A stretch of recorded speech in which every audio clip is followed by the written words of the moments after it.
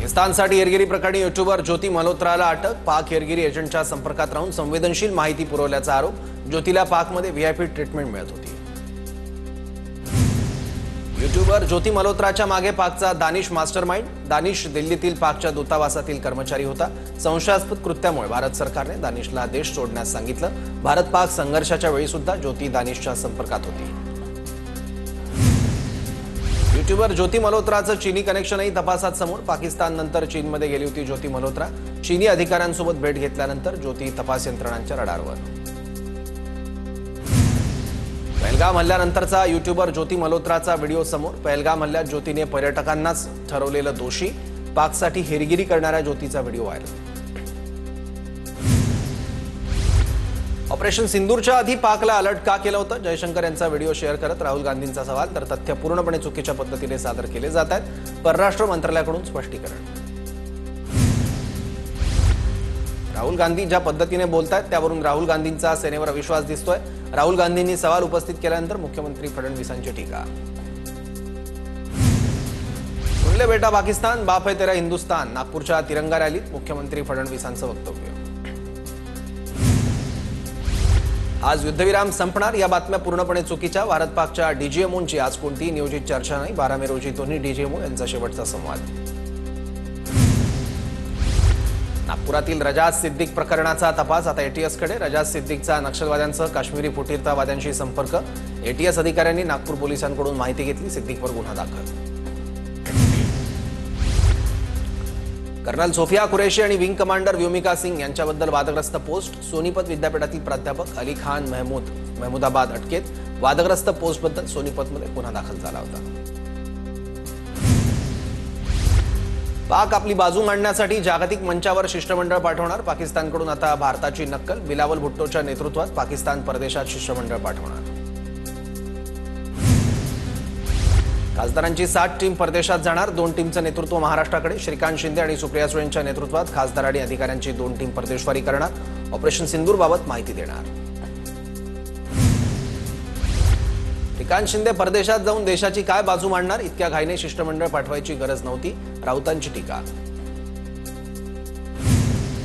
एका शिष्टमंडळाचं नेतृत्व आम्हाला द्यायला हवं होतं, मात्र भाजपनं परदेशात जाणाऱ्या शिष्टमंडळाचा विषय राजकीय केला. तर इंडिया आघाडीनं वराडावर बहिष्कार घालायला हवा होता. राऊतांचा हल्ला. काँग्रेसनं 4 नावं सुचवली पण मनमानीपणानं यादी बनवण्यात आली. परदेशात शिष्टमंडळ पाठवण्यावरून राजकारण. काँग्रेसच्या जयराम रमेश यांचा आरोप. आम्ही कोणाला थांबवलं नाही, बहिष्कारही घातला नसल्याचं वक्तव्य. वाझे पुन्हा नोकरीत आला नसता तर राजकारणातले कटू प्रसंग टाळता आले असते. वाझेला नोकरीत घेण्याच्या निर्णयाशी अनिल देशमुखांचा संबंध नव्हता. वाझेसाठी एक वेगळी स्वतंत्र यंत्रणा रस घेत होती. नरकातला स्वर्ग पुस्तकात संजय राऊतांचा दावा. नरकाचं माहित नाही, स्वर्गाचं असेल तर सांगेन. राऊतांच्या नरकातला स्वर्ग पुस्तकावर अजित पवारांची मिश्किल प्रतिक्रिया. आगामी महापालिका निवडणुका महायुती एकत्रित लढवणार. उपमुख्यमंत्री अजित पवार यांचे स्पष्ट निर्देश. तर अपवादात्मक परिस्थितीत स्वबळावर लढणार. फडणवीसांच्या या विधानालाही दादांचं समर्थन. स्थानिक स्वराज्य संस्था निवडणुकीसाठी ठाकरे गटाकडून मोर्चे बांधणी. शिवसेना भवनात झालेल्या बैठकीनंतर जबाबदाऱ्यांचं वाटप. 19 जूनपर्यंत स्थानिक राजकीय परिस्थितीचा अहवाल सादर करण्याच्या सूचना. महापालिका निवडणुकीच्या पार्श्वभूमीवर ठाकरे गटात अस्वस्थता वाढली. ठाकरेंच्या शिवसेनेचे निम्मे नगरसेवक शिंदेच्या शिवसेनेत. 2017 ते 22 या काळात 50% नगरसेवकांनी ठाकरेंचा पक्ष सोडला.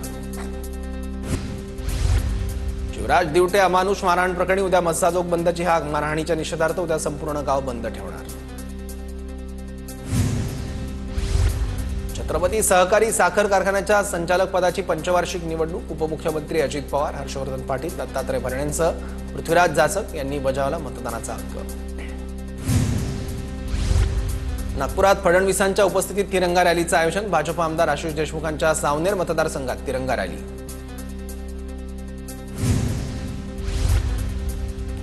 आष्टी शहरात सुरेश धस यांच्या नेतृत्वात तिरंगा रॅली. भारतीय सैन्य दलाने अतिशय अचूक प्रत्युत्तर दिलं. धस यांच्याकडून भारतीय सैन्याचं कौतुक.